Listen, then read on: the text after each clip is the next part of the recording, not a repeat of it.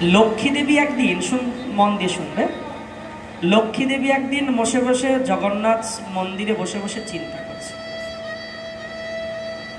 জগন্নাথ পতিত পাবন সবাইকে কৃপা করে, বলদাও দাদা সবাইকে কৃপা করে, আমি সময়ই পাই না।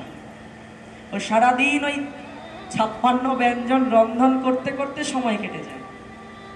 কারণ জগন্নাথ পুরী ধামের যে রন্ধনশালা সেটা কার হাতে? সাক্ষাৎ অন্নপূর্ণা লক্ষ্মী দেবীর হাতে। লক্ষ্মী দেবী ওখানে সাক্ষাৎ নিজে রন্ধন করে ভগবানের জন্য। তা লক্ষ্মী দেবী মনে মনে একদিন চিন্তা করছে, আজকে একটু আমি নগরে বেরোবো, শ্রীক্ষেত্রে বেরোবো, নীলাচলে আমি একটু কৃপা করতে বেরোবো আজকে। এবার ভেবে দেখুন ভক্তগণ, লক্ষ্মী দেবী যদি কাউকে কৃপা করে তার কি না হতে পারে।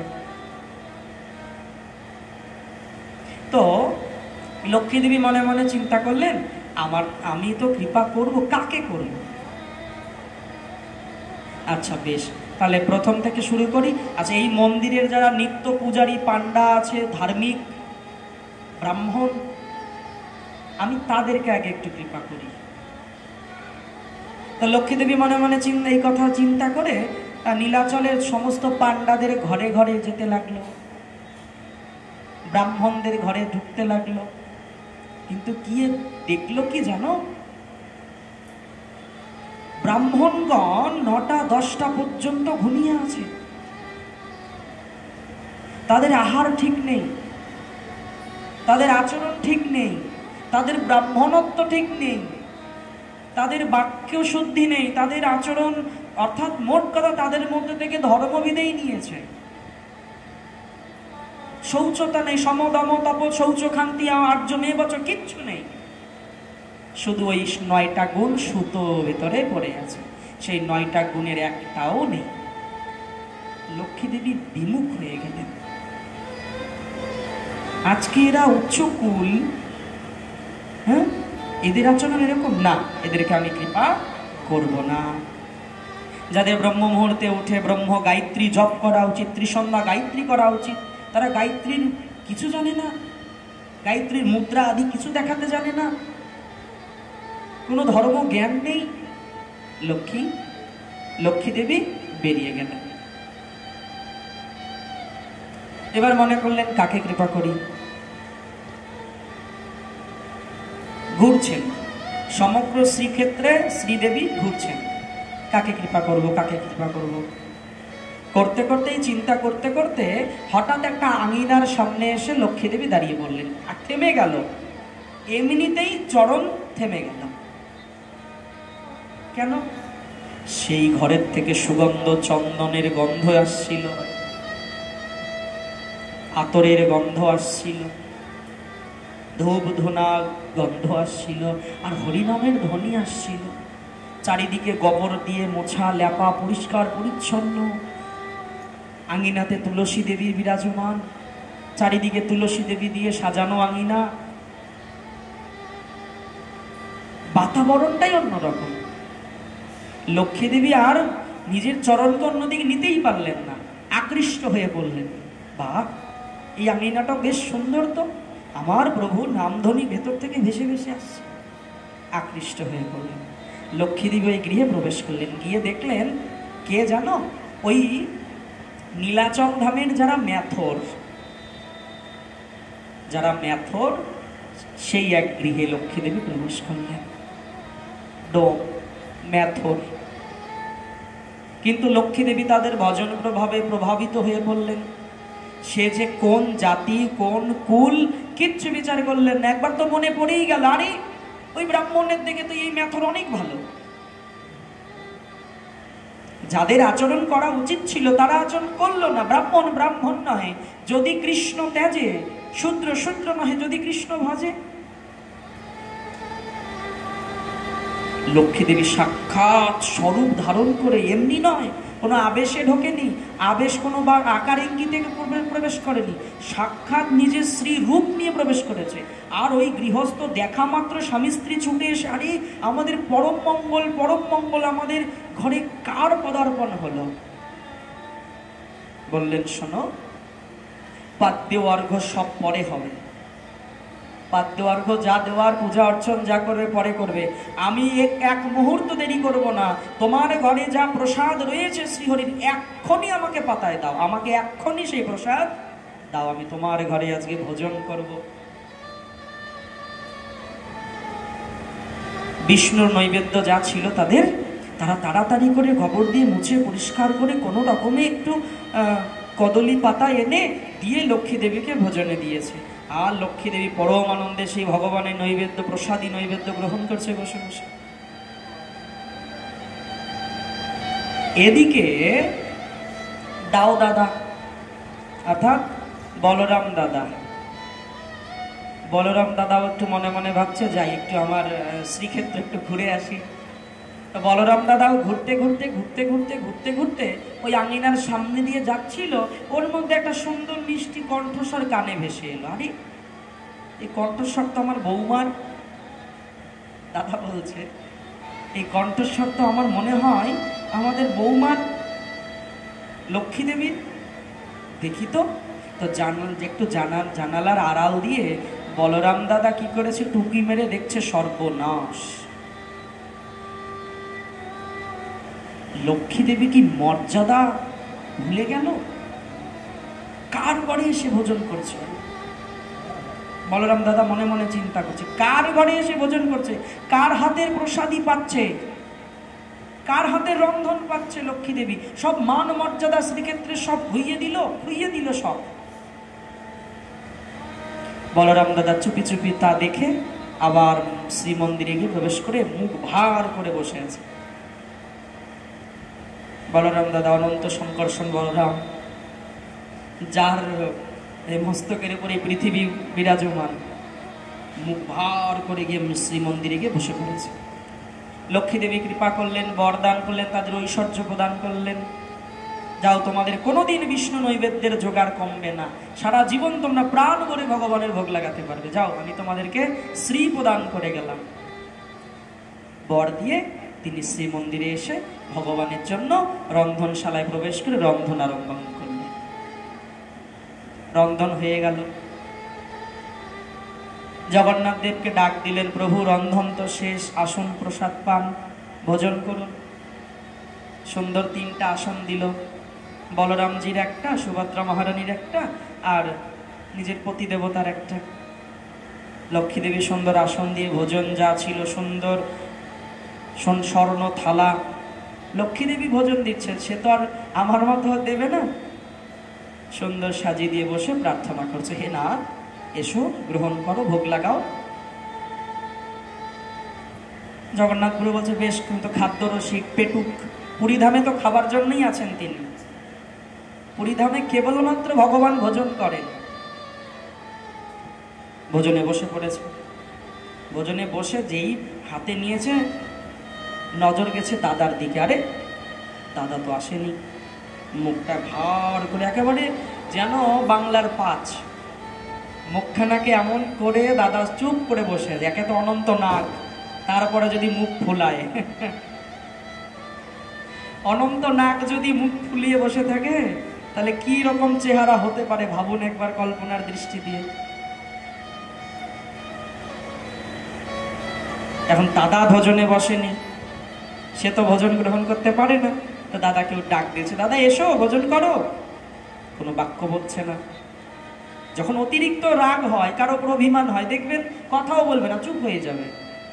আর অল্প স্বল্প হলে 2-1টা কথা বলে দিবে, কেন করলে এটা, কেন করলে এটা, ঠিক হয়নি তোমার।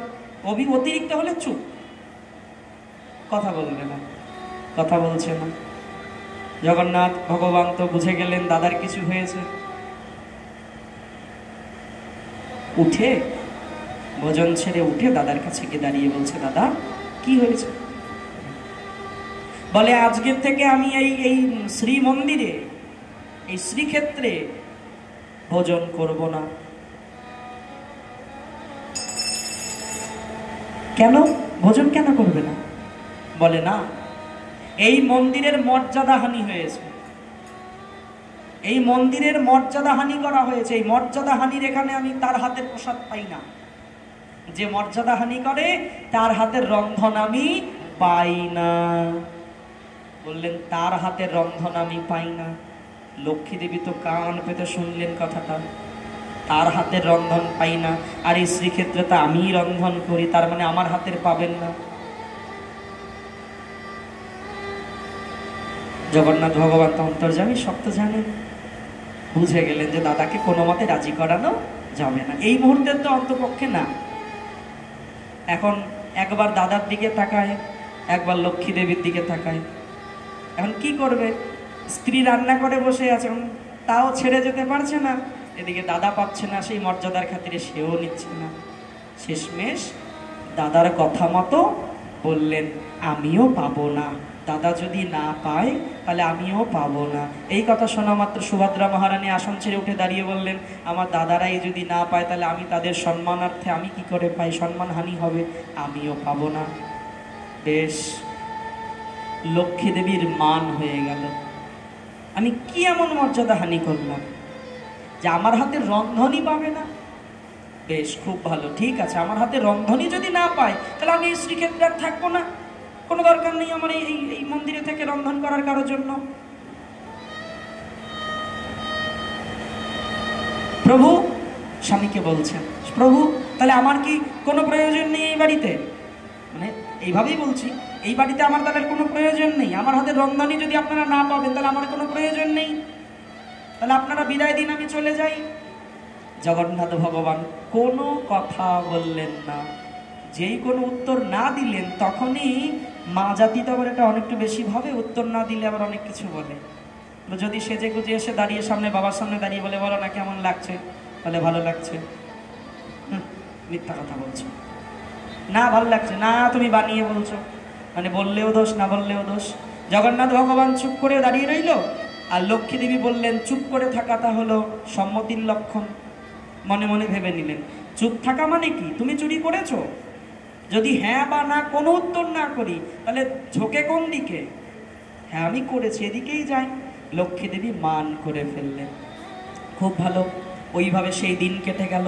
রাতের বেলায় জগন্নাথ বলদেব এবং সুভদ্রা মহারানীর স্বর্ণ অলঙ্কার সুসজ্জিত, সবসময় স্বর্ণ খাটে বিশ্রাম করলেন, রাতে শয়ন করলেন। খুব ভালো। সকালবেলা ব্রহ্ম মুহূর্তে যখন ভগবান উঠবে, মঙ্গল আরতি হবে, চোখ খুলে দেখে কোন রকম একটা ধুতি পরে আছে, ঘরের মেঝেতে শুয়ে আছে। জগন্নাথ দেব তাকিয়ে দেখে আরে আমি মাটিতে কেন শোয়া? পাশে তাকিয়ে দেখে বলদাদাও মাটিতে শোয়া, হাতে কোনো স্বর্ণ অলঙ্কার নেই, কিচ্ছু নেই। দাদা আমাদের সোনার খাট কোথায় গেল? আরে আমাদের শরীরে যে এত এত স্বর্ণ কুণ্ডল আদি হার ছিল, অলঙ্কার ছিল, আবরণ ছিল, তা কোথায় গেল? উঠে বললেন দু ভাই, উঠে একটু এদিক ওদিক শ্রীমন্দিরে ঘুরতে লাগলেন। দেখলেন মন্দির একেবারে কোনো আসবাবপত্র পর্যন্ত মন্দিরে নেই। রন্ধনশালাতে যে দুটো বাটি থাকবে সে বাটি দুটো পর্যন্ত নেই, সবজি আমানি করার যেটা বটি থাকবে সে বটিটা পর্যন্ত নেই, চামচ নেই, সুচ পর্যন্ত নেই, সুচ সেটাও নেই। জগন্নাথ এবং বলরামজি তো বুঝে গেলেন আমাদের তো লক্ষ্মী ছেড়ে চলে গেছে। লক্ষ্মী দেবী মান করেছিল রাতে, ঠিক লক্ষ্মী দেবী ব্রহ্ম মুহূর্তে ছেড়ে ওই সেই বাড়িতে, যে বাড়িতে ভোজন করেছিল সেই বাড়ি গিয়ে পরম আনন্দে বসে আছে। মন্দির থেকে বেরিয়ে গেল, দেখলো সমস্ত পুরীর মন্দির শ্রীশূন্য। শ্রী মানে সুন্দর, কোনো সৌন্দর্যই নেই আর। এখন যেন মনে হচ্ছে একটা পাথরের চাক, একটা ঢিপি বসে আছে, মন্দির আর মন্দির মনে হচ্ছে না।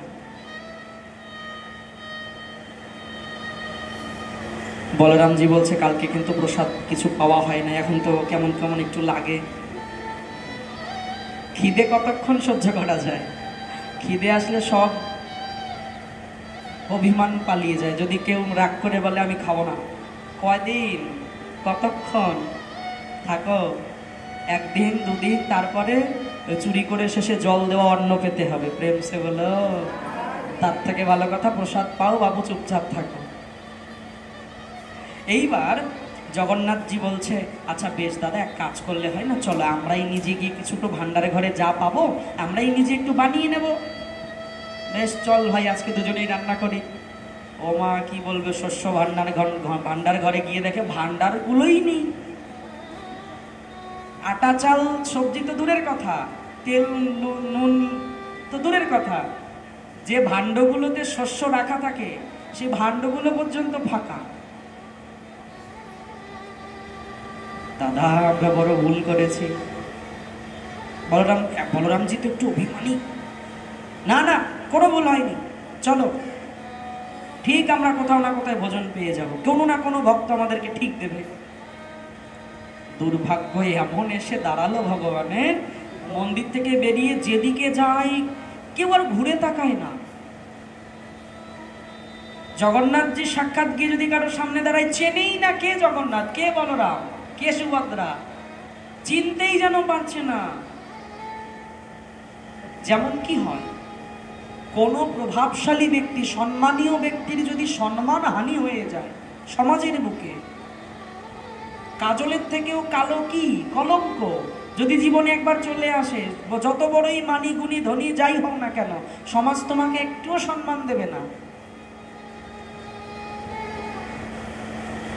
শেষমেশ বলরামজি এবং জগন্নাথ ভগবান দুজনে আলোচনা করছে, ভাই কিছু তো উপায় দেখি না, চলো শেষমেশ ভিক্ষা ছাড়া কোনো গতি নাই।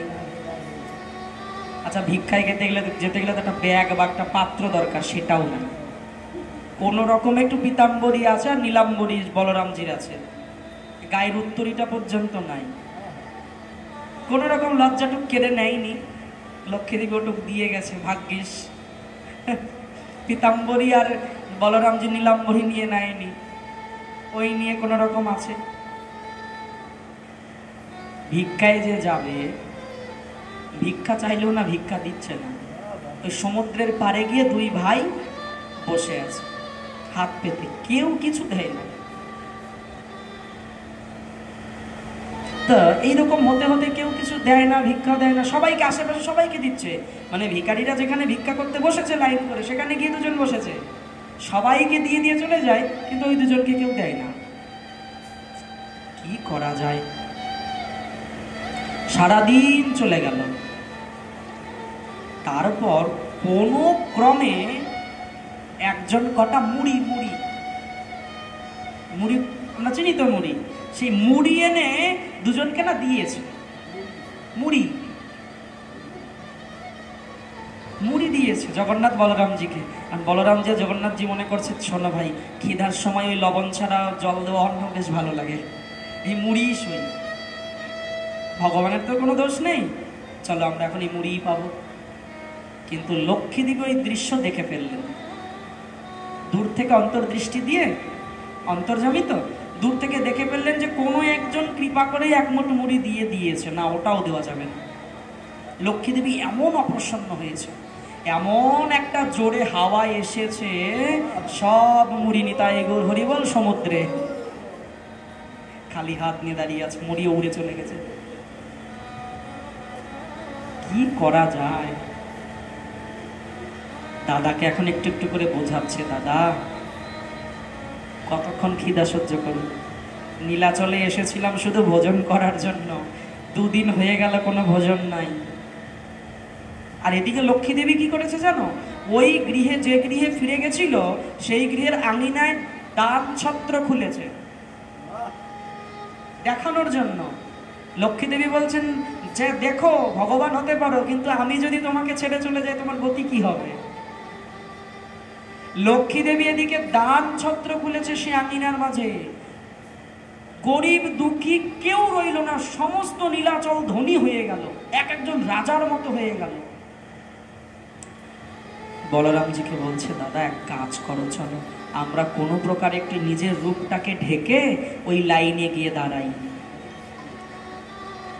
মানে লাইন পড়েছে তো, লক্ষ্মীদেবী দান করছে, ঐশ্বর্য মোহর দান করছে, তা আমরা চলো কোনো প্রকারে যদি আমরা লক্ষ্মীর হাত থেকে কোনো দান পেয়ে যাই তাহলে তার কেড়ে নিতে পারবে না, চলো।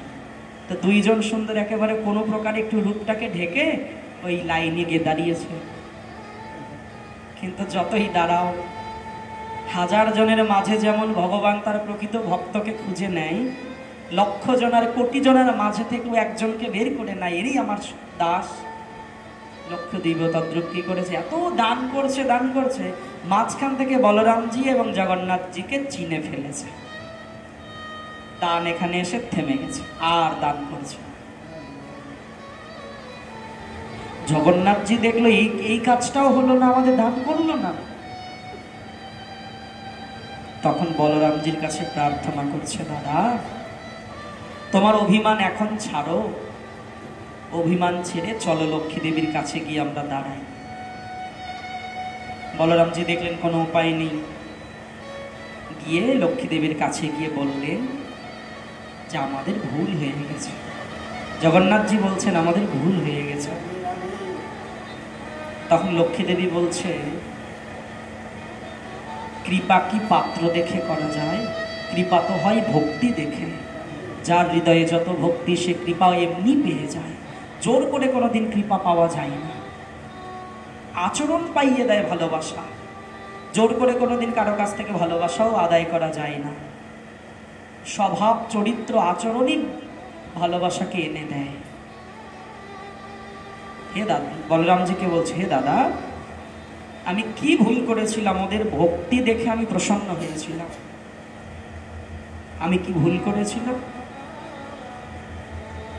বলরামজিও তখন বললেন, না তোমার কোনো ভুল হয়নি, আমাদের বুঝতে ভুল হয়েছে। যেইভাবে যখনই এই বাক্য প্রয়োগ করলেন, অমনি লক্ষ্মী দেবী আবার প্রসন্ন হয়ে গেলেন। সঙ্গে সঙ্গে আবার সমগ্র নীলাচল শ্রীক্ষেত্রে আবার সৌন্দর্য ফিরে এলো। প্রেম সে বলো।